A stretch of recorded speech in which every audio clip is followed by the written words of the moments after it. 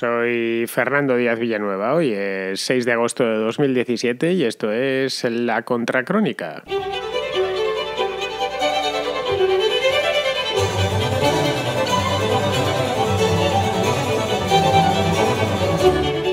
Bienvenidos una semana más a La Contrarréplica. Esta contrarréplica, por cierto, es la número 30, es decir, la 30ª contrarréplica, el programa los domingos de preguntas y respuestas, que es así como se llamó al principio, en los tiempos antiguos, es decir, a finales del año pasado, aunque en un programa que tiene solo año y medio de historia, que es lo que tiene La Contracrónica, pues hablar del mes de octubre o del mes de noviembre es hablar efectivamente de la antigüedad, o por lo menos, si estamos aquí, pues en la Edad Media, más o menos. Esto en el mes de enero empezó a llamarse ya La Contrarréplica y hasta aquí hemos llegado.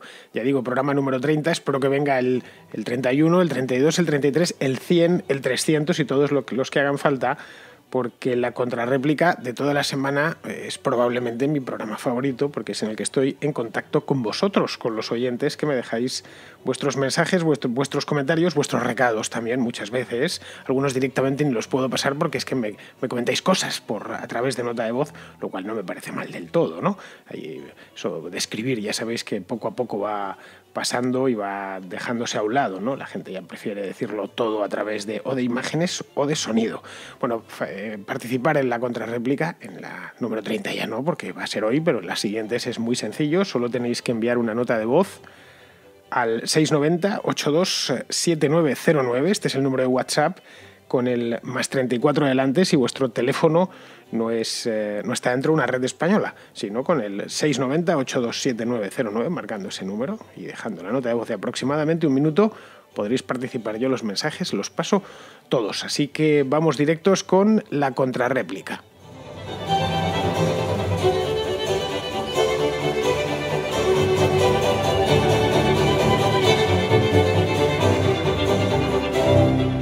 Vamos a empezar con una pregunta histórica que nos trae Pablo. Pablo es de Pineda de Mar. Pineda de Mar está en el Maresme, que esto es al norte de la ciudad de Barcelona. Pues Pineda de Mar está justo, no muy lejos de Mataró, más allá de Mataró, un poquito antes de entrar en la provincia de Gerona. Bien, pues Pablo nos quiere hacer una pregunta histórica, en concreto de la época de Fernando VII. La pregunta es por qué cuando se acabó la guerra con Francia, con Napoleón, ¿por qué no se implantó el liberalismo y se volvió a instaurar al rey Fernando? ¿Qué pasó ahí para que volviera este hombre, tan triste rey? Gracias. Pues mira, Pablo, Fernando VII básicamente lo que hizo fue dejarse querer primero y luego, cuando ya estuvo en el trono, cuando ya había llegado a España, el trono se lo devuelve Napoleón, ahora te lo explico, vamos. Pues una vez estuvo ya aquí, se abolió la Constitución de 1812. Es decir, Fernando VII básicamente era un canalla de principio a fin. Es probablemente el peor rey de toda la historia de España, con diferencia de todos los adjetivos calificativos que le han puesto a lo largo de los historiadores. No suelen estar equivocados, es que lo era. Si estudias un poco el personaje, y de Fernando VII, al ser un rey relativamente reciente, de hace solo 2 siglos, tenemos muchísimas fuentes. Se escribió, no es como hablar de, qué sé yo, estos reyes medievales perdidos en la noche de los tiempos, que realmente las fuentes primarias sobre esos reyes son muy escasas, ¿no? Y la mayor parte de las veces ni siquiera son directas. En el caso de Fernando VII sí que lo son, y todo lo malo que oyeses de él es cierto. Es más, cuesta encontrar cosas positivas, por lo menos en el carácter de Fernando VII. Dicen, no, pero algún acierto tendría. Bueno, pero fue por equivocación. No es una cosa que él buscase, ni muchísimo menos. La palabra, el término que mejor le describe es el de canalla. Bien, pues este canalla, llamado Fernando VII de Borbón, lo que hizo fue pasar la guerra en Francia. Pero pasar la guerra en Francia protegido por Napoleón, la guerra de la independencia, quiero decir. Es decir, él no se va, a Inglaterra, por ejemplo, que era un aliado de la España que luchaba contra los invasores. No, para nada. Él se queda en Francia, bajo la protección de Napoleón, en un palacete rural, jugando al billar toda la guerra, tranquilamente, y cuando en 1813 ve que a Napoleón las cosas le han empezado a ir mal, que ya las guerras las tiene perdidas en todas partes del continente, incluido, por supuesto, en España, pues lo que busca es fuerza un acuerdo con él para recuperar la corona. Una corona que se había quedado poco menos que sin dueño, porque José I, su hermano, había tenido que también salir del país deprisa y corriendo, y España la había recuperado la Junta de Regencia, es decir, esos mismos diputados de Cádiz que se habían reunido y que habían aprobado un año antes o año y pico antes la Constitución. Bien, fuerza a Napoleón a que le devolviese la corona, y este acuerdo se llama el Tratado de Valensay, que se firma en diciembre de 1813, es decir, un año y poco después de promulgada la Constitución. Los franceses ya por entonces han salido de España. Ten en cuenta que la batalla de San Marcial, que fue la última de las batallas de la Guerra de la Independencia, fue en el año 1813 también, pero en el mes de agosto. San Marcial está al lado de Irún, junto al río Bidasoa. Ya no quedan, para cuando Fernando VII firma este tratado, no queda un solo soldado francés en España. Y lo que le hace Fernando VII es ofrecerle la paz, es decir, la paz por su parte, es decir, no voy a guerrear contra los franceses, ya no era necesario, y sobre todo sacar a los británicos de la península ibérica a cambio de que le devuelva la corona. Napoleón, que no tiene ya a esas alturas muchas más opciones, lo que hace es que le dice, bueno, pues te devuelvo, la misma que yo te había quitado hace unos años, te la devuelvo. O sea, viene a razones, firman este Tratado de Valensay y Fernando VII regresa a España. Entra por Cataluña, se va hasta Valencia, bueno, creo que pasa por Teruel, una cosa así, y allí, una vez está en Valencia, que era pues una ciudad ya muy grande y tal, no iba a hacer todas estas cosas desde un pueblecito de Aragón, pues una vez está en Valencia, decide ignorar a la Junta, que le reclama que acepte la Constitución, que han estado durante todos esos años luchando por él, que el pueblo le deseaba, era el conocido como Fernando VII el deseado, y pues que la ratifique, ¿no? Bien, él ignora al Consejo de Regencia, que era quien había sostenido en términos actuales la jefatura del Estado durante su ausencia, y da un golpe de Estado. Da un golpe de Estado en el mismo Valencia, aboliendo la Constitución del 12. Dice, bueno, esto se ha acabado, es una tontería. A partir de ahí, pues comienza una guerra civil soterrada, o más o menos soterrada, durante muchos años, que durará hasta tiempos de Alfonso XII. En distintas formas. Durante el reinado de Fernando VII, pues unos años después hay un levantamiento en Cabezas de San Juan, cerca de lo que hoy es Cádiz y Sevilla, entre Cádiz y Sevilla, y de ahí nace el famoso trienio liberal. Luego, cuando él se muere, ya en los años 30 del siglo XIX, estalla la Primera Guerra Carlista, a la que le sucederían otras dos. Es decir, esta tensión entre absolutistas, que cada vez van a menos a lo largo del siglo, y estos liberales, doceañistas en origen, se mantiene durante más de medio siglo. Es decir, desde 1814, ya digo, hasta la llegada de Alfonso XII. Entonces, esa es la razón, no hay otra, más o menos. Simplemente él puede permitirse el lujo de no aceptar la Constitución, en la que no creía lo más mínimo, ve que tiene apoyos al llegar a España. Él, cuando entra por Cataluña en 1813, lo que hace es palpar un poco lo que hay. Recorre una parte del país, llega a Valencia y dice, no, me aceptan de cualquier manera, no necesito... Es decir, la Constitución no ha calado en el pueblo llano, no tengo necesidad ninguna.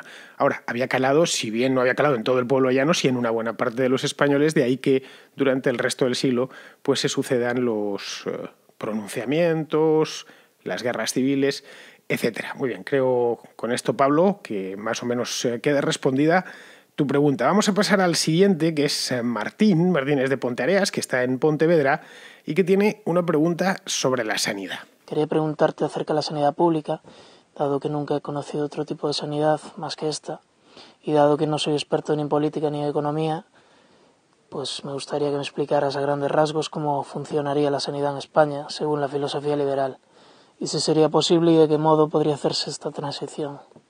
¿Qué podría pasar, por ejemplo, con la gente que se queda sin recursos y no puede pagarse el tratamiento contra un cáncer, o con, por ejemplo, un vagabundo que se rompe una pierna?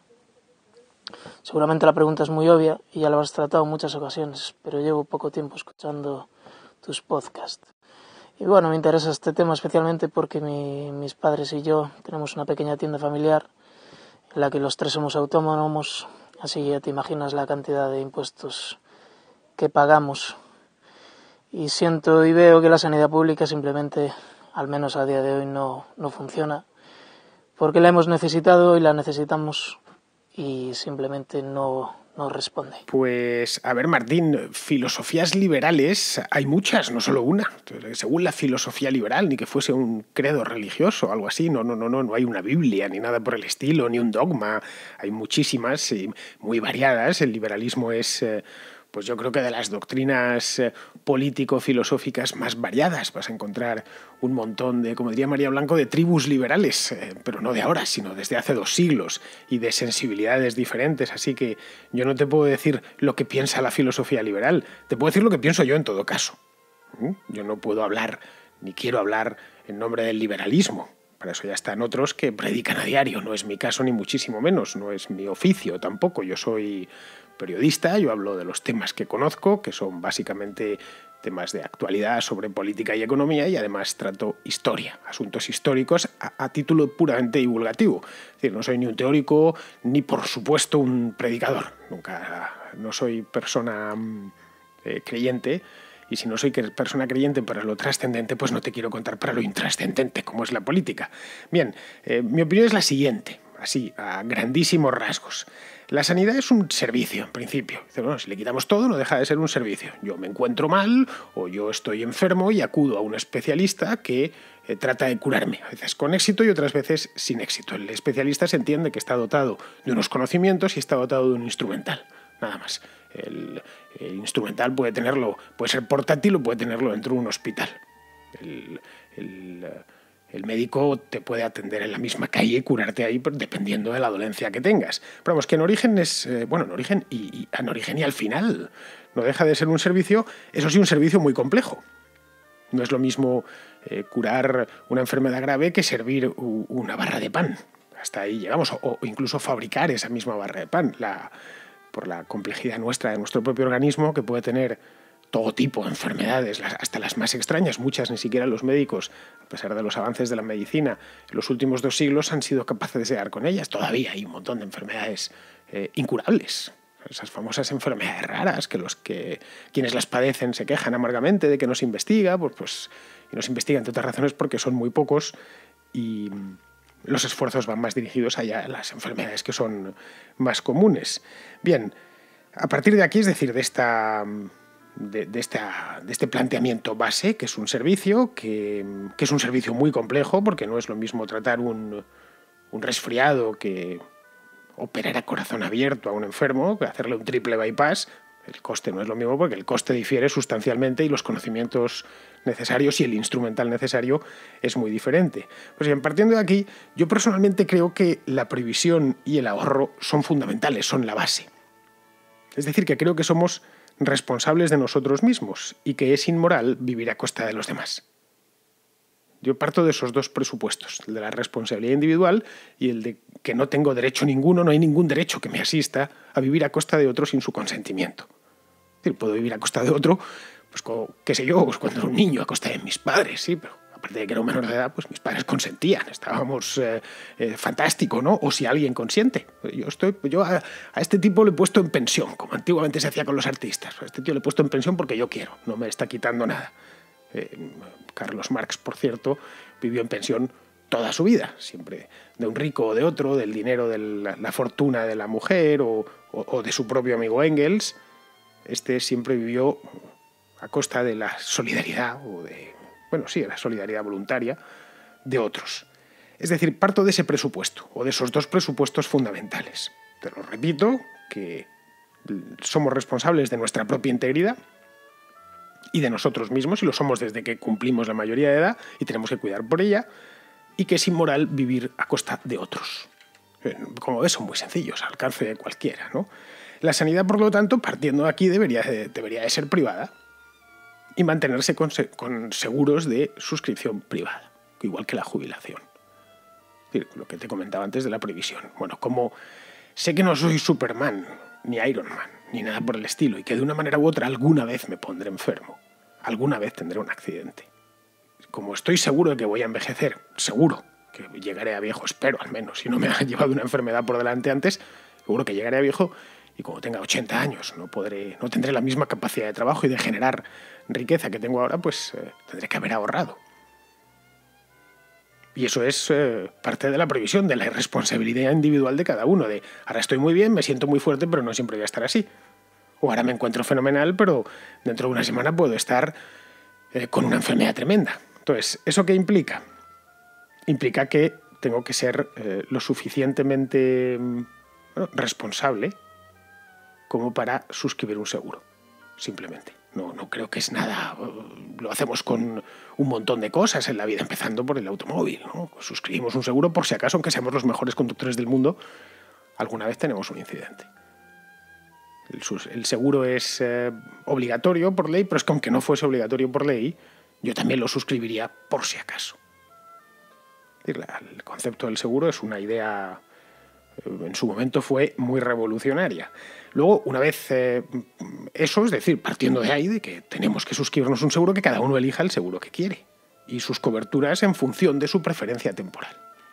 Habrá gente que prefiera, igual que las pensiones, ¿no? Habrá gente que prefiera jugársela y tener un seguro que cubra menos, pero a cambio pagar menos, y otros que sean pues más inseguros o pues, un poco como Woody Allen, ¿no? Un poco hipocondríacos y decidan contratar un seguro más caro. Es decir, los más previsores y largoplacistas tendrán mejores seguros y los cortoplacistas peores seguros.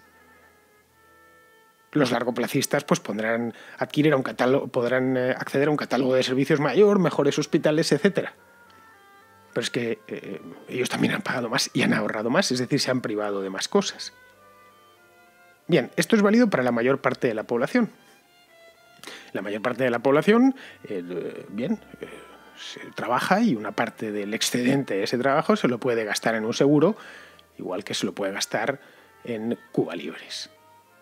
O se lo puede gastar en cocaína, o se lo puede gastar en viajar. Pues uno de los gastos de los capítulos o de las partidas de gasto que puede tener es perfectamente los seguros. Y de hecho lo tenemos, lo que pasa es que ahora el Estado nos lo quita. Es decir, no sé si estás trabajando, pero si no tu padre está pagando por ti. Es decir, el seguro lo pagamos de cualquier manera, lo que pasa es que el que tenemos ahora es de suscripción obligatoria. Bien, esto, como decía, es válido para la mayor parte de la población, pero quedaría una minoría que no podría suscribir ningún tipo de seguro. Caray, los desheredados de la fortuna, gente que lo está pasando muy mal, que tiene algún tipo de minusvalía, que ha tenido una mala racha o un golpe de suerte, de mala suerte, quiero decir. Bien, estas cosas suceden y de hecho nos pueden suceder a cualquiera. Bien, en ese caso se podría dejar en manos de la beneficencia, voluntaria, por supuesto, es decir, en el caso de pues me ha ido muy mal y me pongo en manos de la beneficencia, sería una opción, y la otra mediante un servicio de sanitario de último recurso, financiado mediante aportaciones forzosas. Claro, sería una aportación forzosa pero pequeña, porque serían pocos los beneficiarios de ese seguro. Solo podrían ser beneficiarios de ese seguro los que realmente pudiesen demostrar que no pueden, que están a la cuarta pregunta, vamos, que están con una mano delante y otra detrás. Ambas opciones son válidas, y ambas creo que funcionarían, porque en una economía próspera y libre hay mucho excedente y, bueno, sobre todo que las personas a atender pues serían muy pocas. Luego haría falta muy poco dinero para sostener ese servicio de última instancia o esos programas de beneficencia voluntaria.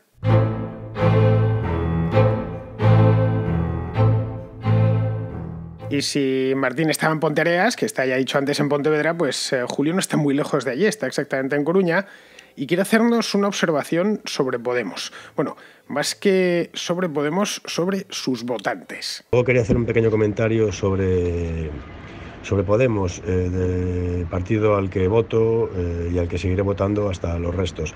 Yo soy abogado en ejercicio, soy músico, soy una persona interesada por la historia, por el arte, por la cultura. Trato de leer lo que puedo, no soy ningún indocumentado y ningún perroflauta, y me consta que millones de votantes de Podemos son como yo. Es decir, cuando hablas de Podemos y lo que representa como perroflautas y como radicales sin sentido, bueno, pues decirte, corregirte, que nosotros, no todos, me imagino que habrá muchos así, pero no todos somos así. Es decir, tener en cuenta que Podemos somos gente normal, gente preparada, gente inteligente y que vamos a estar ahí siempre. contar con nosotros. Un saludo. Bueno, Julio, no digas eso de que vas a votarles siempre, porque igual te salen rana. No olvides que son políticos. Es decir, no quiero ni pensar a alguien que dijese en 1999 que iba a votar al PP para los restos. No, yo voy a votar al PP, mira lo que les ha terminado saliendo. Es decir, al final de los políticos nunca te fíes por muy buena impresión que te causen. Yo te lo digo como consejo, haz lo que quieras, pero vamos, que a fin de cuentas son lo que son, no lo que tú quieres que sean. En una palabra, lo que te gustaría que fuesen.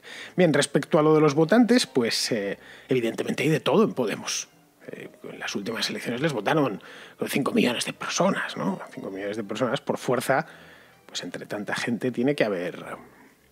Caray, tiene que haber de todo. Es imposible que haya 5 millones de personas, todas, de un partido, que sean premios Nobel, pero también es imposible que 5 millones de personas tomadas aleatoriamente, quiero decir, sean todas idiotas. Pues es directamente imposible. Ahora bien, los fundadores no lo son, te aseguro que no son idiotas. Yo los fundadores de Podemos los he tratado personalmente y me consta que no son unos indocumentados. Es decir, están equivocados, muy equivocados, sobre un diagnóstico correcto, o más o menos correcto, de los problemas del país, especialmente de los problemas que tenía el país cuando apareció Podemos en el año 2014, un diagnóstico adecuado. Lo que proponían, y siguen proponiendo, es, a mi juicio, un remedio equivocado.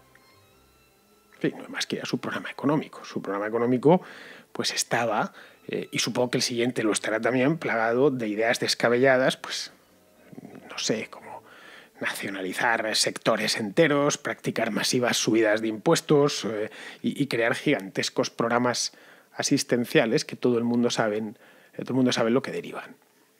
En una clientelización total de la sociedad. Bien, eso es lo que se extraía, ya digo, a grandes rasgos el del programa de Podemos, tanto de 2015 como de 2016. Dirás, bueno, y esto lo has fundamentado mucho, creo que no solo de palabras, sino por escrito. Vamos, ahora no, porque evidentemente no estamos de elecciones, pero el año pasado y el anterior escribí muchísimo sobre este tema y llevándole la contraria. Ahora, que hay dentro de ese partido hay gente que les vota sin haberse leído el programa económico, no me cabe la menor duda. Gente que se le ha dicho, oye, que esto no va a funcionar de ninguna manera, que no ha funcionado, también les da igual porque lo están viendo casi de una manera de pura salvación, ¿no? Yo recuerdo el año pasado y sobre todo el anterior, en 2015, que muchos te hablaban de Podemos como si fuesen casi en términos esotéricos, ¿no? De, bueno, es que no, va a bajar el Salvador mesiánicos, ¿no? Va a bajar el Salvador del cielo y lo que él toque lo va a convertir, lo cual me daba todavía más miedo, ¿no? Es decir, que unas medidas que per se no han funcionado en ningún sitio, se creyese o había gente que creyese de una manera tan acrítica en ellas, pues me llamaba la atención. Ojo, no es la primera vez que sucede, ¿eh? No es la primera vez que se le engaña a la gente, ni será la última. Es decir, podrías arguirme que el votante de Podemos pues, es el más preparado, o el más formado, más que el más preparado, que es una cosa diferente. Se confunde preparación con formación académica. No es exactamente lo mismo. El abogado más preparado no es el que tenga las mejores notas, es el que más años lleva ejerciendo.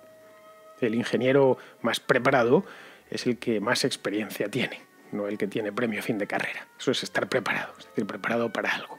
En el caso de los votantes de Podemos, pues si nos vamos a los datos del CIS, pues es así, parece ser que son los votantes, ya digo, según el CIS, el Centro de Investigaciones Sociológicas, el Sorayis, vamos, pues son los que tienen más licenciaturas, justo los de Podemos y los de Ciudadanos, lo cual es en parte lógico porque es el voto más urbano y más joven, pero vamos, que tener una licenciatura no es sinónimo de ser inteligente, y mucho menos de ser una persona sensata.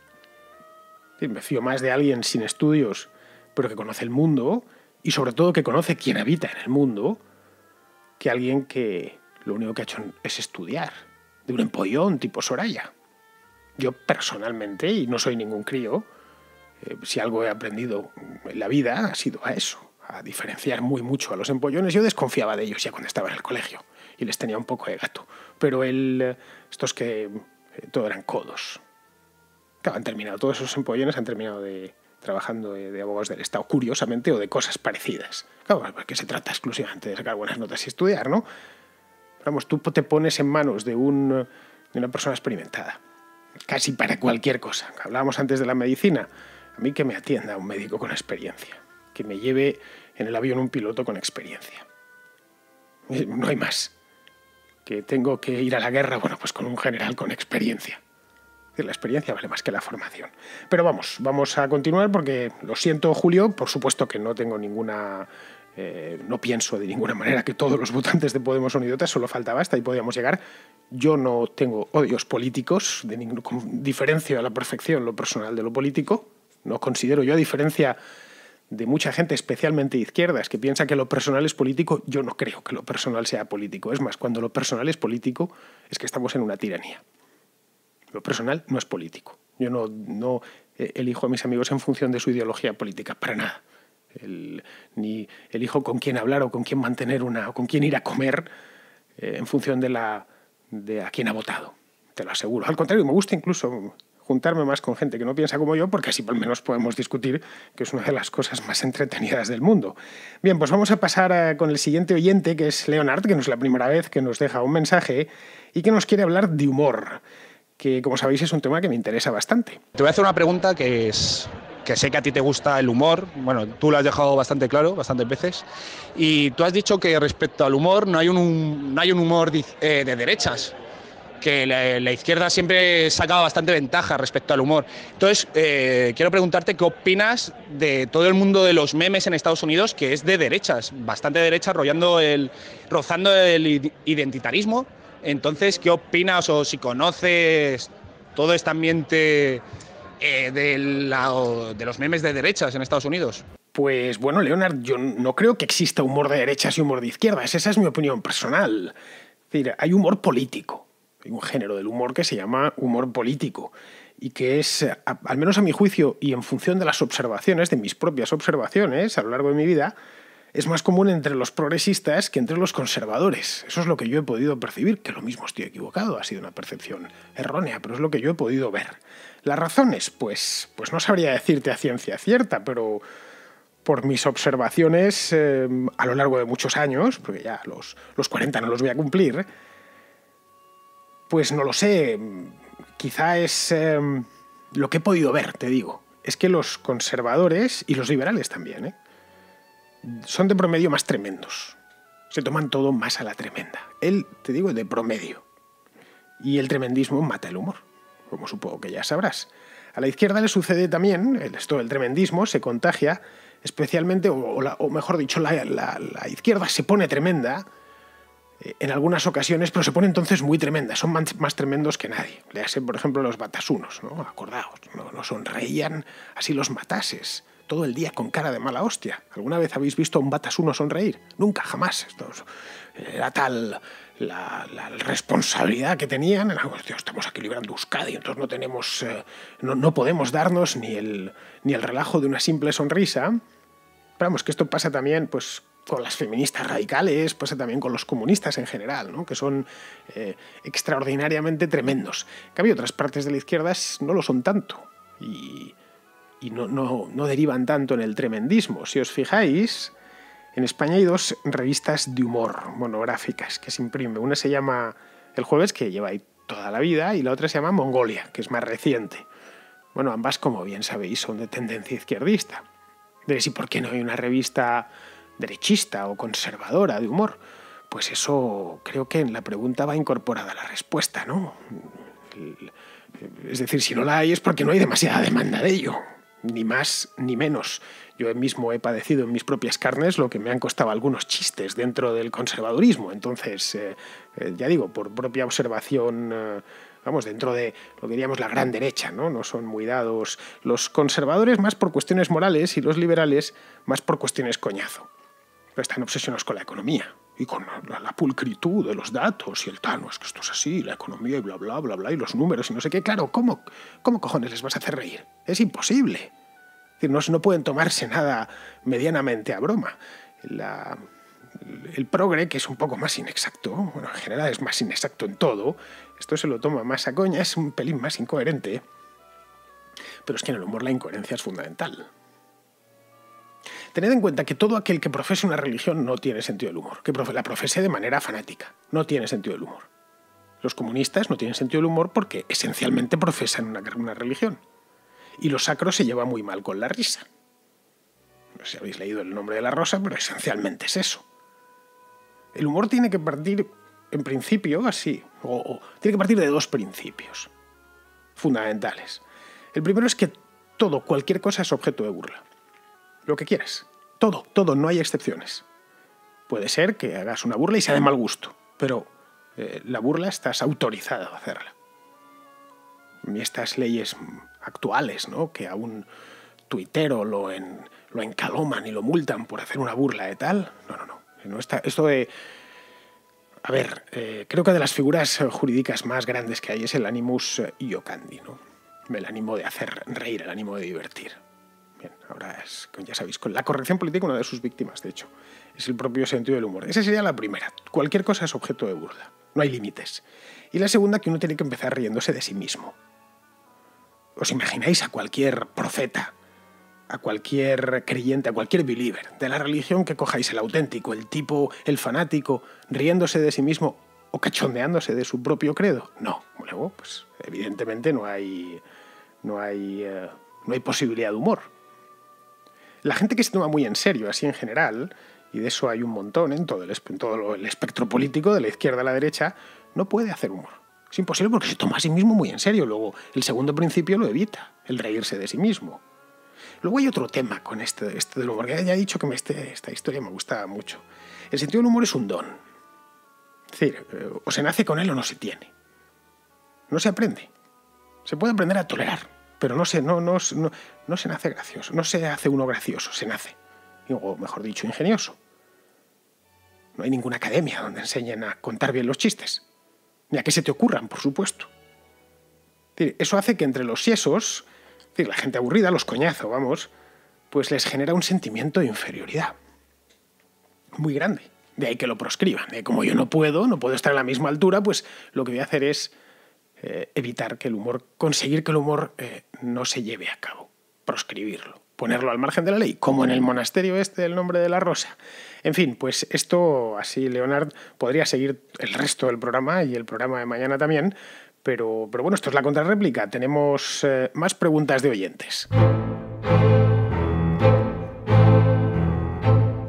Guillermo, que es un oyente de Madrid, nos quiere hablar sobre la neutralidad de la red. Hoy se está hablando mucho en Internet sobre la neutralidad de la red.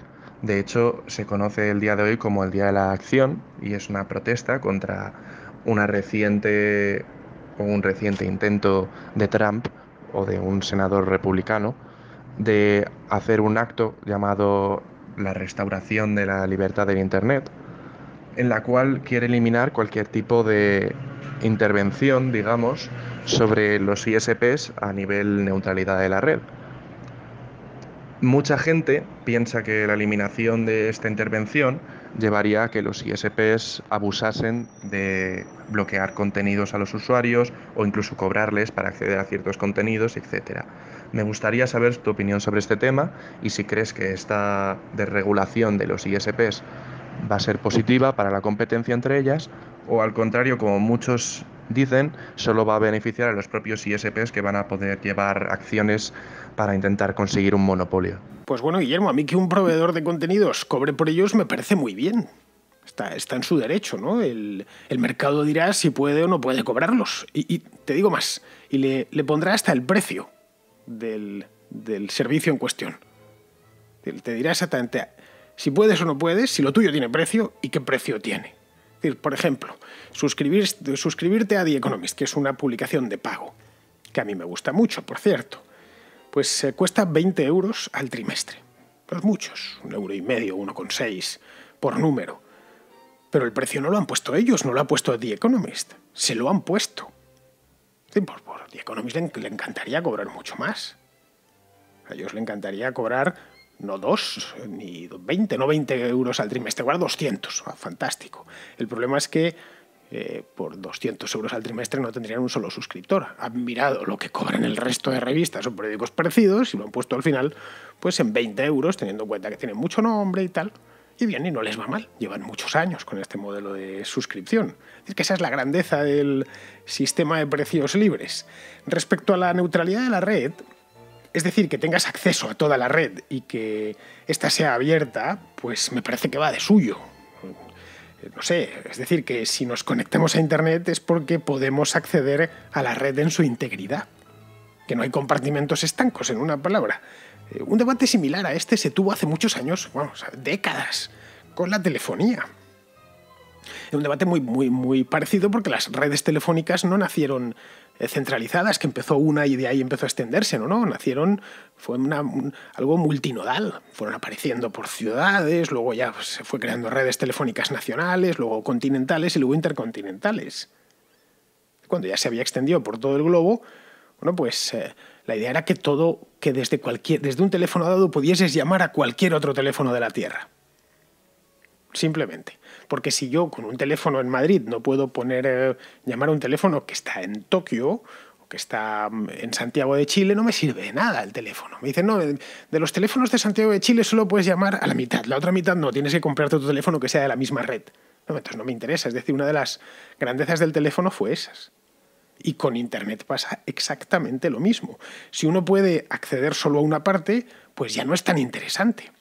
Esto es como el caso de Infobía. Lo que es que tú eres muy joven y no te acuerdas, pero en los años 90, cuando Telefónica lanzó, pues año 94, 95 por ahí, lanzó Internet como ISP, como proveedor de acceso, tenía una opción que era cara, que era entrar a la red de redes a Internet, y otra barata que era entrar a su intranet o su red cerrada, que tenían 4 mierdas. Yo recuerdo que marcabas, creo que al 0,55, corregidme si me equivoco, y entrabas y había unas páginas web, era todo igual. Pero era muy limitada, a nadie le interesaba Infobía.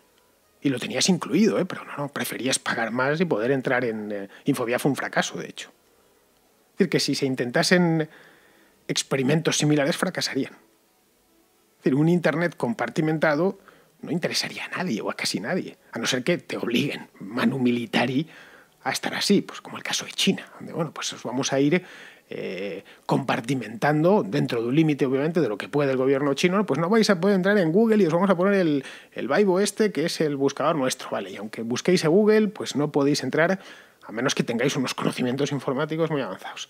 En fin, pues esto es básicamente lo que pienso, Guillermo, de la neutralidad de la red. Ya digo, lo que te decía al principio, que va de suyo, que es lo normal y que no creo que se acabe nunca porque entonces... perderá interés la red como tal. Muy bien, pues vamos a ir terminando ya. Vamos a terminar con Vicky, que es de Canarias y que nos trae un tema muy agradecido, que es la pseudociencia. Yo soy una persona escéptica por naturaleza y llevo muchos años luchando desde mi humilde situación en contra de las pseudociencias, desde la ufología o las cartomancias, el psicoanálisis, el New Age en general, la homeopatía, o los movimientos antivacunas, los antitransgénicos, los anti-energía nuclear. Y bueno, pues la verdad es que me molesta bastante que haya gente que dé respuestas místicas a cosas que la ciencia ya ha estudiado. En este sentido, y como persona liberal que soy y seguidora de la teoría de la escuela austriaca, me sorprende que en el entorno de las ciencias económicas se considere a la escuela austriaca como una especie de pseudociencia de la economía. Digamos que el equivalente médico de la homeopatía o la acupuntura a la medicina, cuando está demostrado que los países que aplican medidas más libres en cuanto a la legislación y aplicación de la libertad económica son países más prósperos y que cuando se deja libertad de comercio y de circulación, el poder adquisitivo del ciudadano aumenta. En este sentido, creo que el consenso científico en este tema está más influenciado por lo políticamente correcto que por los datos empíricos. Y a veces es una ardua tarea debatir este asunto en contra de este consenso, que en mi opinión es fruto del mainstream más que del estudio de la historia y de los datos económicos de los países que aplican medidas más libres. No sé, ¿qué opinas acerca de esto? ¿Por qué se considera una pseudociencia la teoría económica austríaca y no otras como la keynesiana, por ejemplo? Pues nada, muchas gracias y espero que me responda. Pues bueno, Vicky, creo que fue Josep Pla el que dijo aquello que es más fácil creer que saber. Los comerciantes de creencias siempre tuvieron más éxito de público que los difusores de sabiduría. Esto fue así en la noche de los tiempos, fue así en tiempos de Roma, fue así en la Edad Media y sigue siendo así en nuestros días. Y será así dentro de 500 años. Siempre que vendas una creencia, que esto es así, que tienes que creer, vas a encontrar un gran recibimiento a esa idea. Por eso caray, las teorías de la conspiración y todas estas cosas tienen tanto éxito. Básicamente le están pidiendo al otro que crea. No hace falta que le des más, ¿no? Ahora bien, dicho esto, hablando de las pseudociencias, que a mí realmente yo también soy extremadamente escéptico, pues aunque a las ciencias económicas se les llame ciencias, no son ciencias naturales, es decir, ciencias demostrables empíricamente.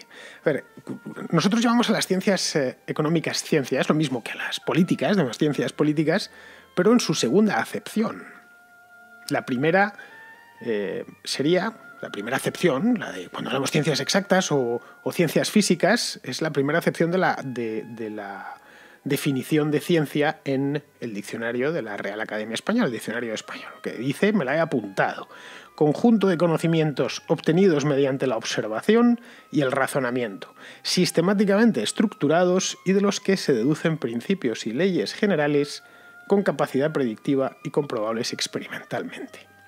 Bien, esto en el caso de la astronomía, pues está claro, si no cumple esto, no es científico. En una palabra, si yo te digo que hay, como dice una de las teorías de estas locas, que hay un planeta, aparte de los que ya conocemos, el planeta X creo que lo llamaban, que se va a impactar contra la Tierra dentro de 3 años, bueno, pues puedes decirlo, pero me lo tienes que demostrar. No es astronomía. De ahí que la astrología sea esencialmente una pseudociencia, pero no, la ciencia económica no entra dentro de esto. Entra dentro de la segunda acepción, que es simplemente saber o erudición, nada más. Es decir, no se pueden de ahí deducir leyes y principios generales con capacidad predictiva y comprobables experimentalmente. Es decir, no hay nada de eso en las ciencias económicas o en las ciencias políticas. Dices, en la ciencia histórica, bueno, en el saber histórico estás hablando, no es que la historia sea una ciencia. De hecho, los que cometen el error de confundir ambas acepciones son los marxistas, cuando dicen que el socialismo es científico, lo habrás oído infinidad de veces. Que es científico en el sentido natural o experimental del término. No lo es. ¿Podríamos decir entonces que el marxismo es una pseudociencia? No exactamente. Es en todo caso charlatanería. Eso sí, mucho. Que donde se aplica automáticamente parece la miseria, nada más. Pero no es ni muchísimo menos una pseudociencia, porque tampoco es una ciencia. La economía marxista, pues que tampoco lo es la economía liberal, ni la Escuela Austríaca de Economía, ni nada por el estilo. Creo que si una vez tengas claras estas dos acepciones de la palabra ciencia, a partir de ahí lo entenderás mejor. Y entenderás que las ciencias humanas no son ciencias naturales, son dos cosas distintas y tienen métodos diferentes. Muy bien, pues queridos amigos, hemos llegado al final, nos hemos pasado para variar como en todas las contrarréplicas, así que hasta aquí hemos llegado hoy, solo me queda despedirme de vosotros, hasta mañana.